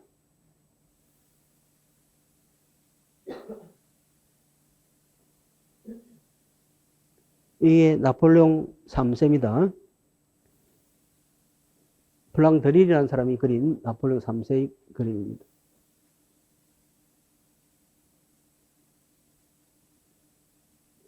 자, 그래서, 자, 이 그림의 특징은, 자, 이 그림은 어떠한 빈 공간도 보이지 않죠. 밤이 다 꽉 찼습니다. 꽉 찼는데, 전경과 후경이 구분됩니까? 안 됩니까? 전경, 후경이 거의 구분되지 않게 한 면을 꽉 다 채워 넣어버렸습니다. 단지 수평과 수직의 선만 강요되어 있죠. 그 다음에 만해의 유명한 올랭피아입니다. 자, 올랭피아를 보니, 자, 이제 그림은 평면에 불과하니 이 그림을 비춰주는, 이 그림에 그려진 이 대상을 비춰주는 조명은 어느 조명밖에 없다? 외부 조명밖에 없다. 내부 아닙니다. 외부 조명밖에 없습니다. 그러니까 이 묘사되는 이 올랭피아의 몸은 단색조입니다. 단색조이고 이 가슴도 거의 선조로 표현됩니다. 얼굴 콧날도 선조로 표현되었습니다. 그러니까 모델링과 그라데이션을 의도적으로 배제하고 있죠. 그런데 팔을 살짝 눌렀습니다. 여기는 모델링과 그라데이션이 살아있죠. 애초부터 모델링과 그라데이션을 아는 사람입니까? 그렇지 않은 사람입니까? 알고 있죠. 알고 있는데 그렇게 그린다는 겁니다. 그리고 여기에 창을 닫아버렸습니다. 그림이 답답하죠. 창을 약간 열려있긴 하지만 카튼을 살짝 열어두었지만 그러나 창을 닫아둠으로써 그림이 가깝해졌습니다. 자, 모델링과 그라데이션을 주고 창을 닫음으로써 원근감을 없애버리고 오픈 윈도우가 클로즈드 윈도우로 바뀌었죠. 자, 그리고 자, 지금 이 흑인 하녀가 뭘 들고 오고 있습니까? 꽃을 들고 있죠. 그러니까 저 커튼 뒤에 누가 있다는 이야기입니까? 이 남자가 있겠죠. 이 여자 직업이 뭡니까? 고급 장녀입니다. 자, 그런데 적어도 자, 이 그림은 우리가 전에 보았던 이 그림을 이 구도를 그대로 따서 그린 그림인데 마니는 이 그림을 그리기 위해서 이 티ziano 이 그림을 여러 번 모사를 했습니다. 그런데 이 그림을 그리면서 이 그림이 포르노그래피가 되지 않게 만들기 위해서 강아지를 집어넣었는데 개가 아니고 고양이를 그렸습니다. 고양이는 수고양이를 불어로 샤랍니다. 샤. 그런데 이때 T가 묵음이죠. 그런데 이 여성형으로 쓰면 T를 하나 더 썼고 얘를 썼으면 샤트랍니다. 그때는 발음이 살아납니다. 이 암코양입니다. 암코양이의 사전에서 한 5번째 뜻은 여자의 음부라는 뜻이 있습니다. 이 그림은 음란함을 야기하는 그런 뜻하는 그림이 되죠. 그러니 저 그림을 보러 왔던 이제 대개는 저 그림을 이 그림이 1863년에 그려지는 그림인데 이게 알렉산드로 까바넬이 그린 그림입니다. 이 비너스의 탄생입니다. 비너스의 탄생인이 바다에서 태어나니 비너스죠. 이 그림은 포르노그래피입니까? 아니면 아름다운 예술작품입니까? 아름다운 예술작품이죠. 그런데 이 그림은 그냥 일반 여자를 그렸는데 그것도 창녀같이 보이는 여자를 그렸어요. 의도적으로 이 여자가 창녀처럼 보이게 하기 위해서 이런 신발, 팔찌, 머리띠 이렇게 소품들을 다 그려놓았습니다. 그리고 이 그림에는 드러나지 않지만 이 여자에게 꽃을 주는 저 남자가 뒤에 있겠죠. 그래서 저 그림은 엄청나게 많은 비난을 받는데 도덕적 비난을 받고 또 기법적으로 큰 비난을 받습니다. 오늘도 많이 못했네요. 오늘도 여기까지 마십시오.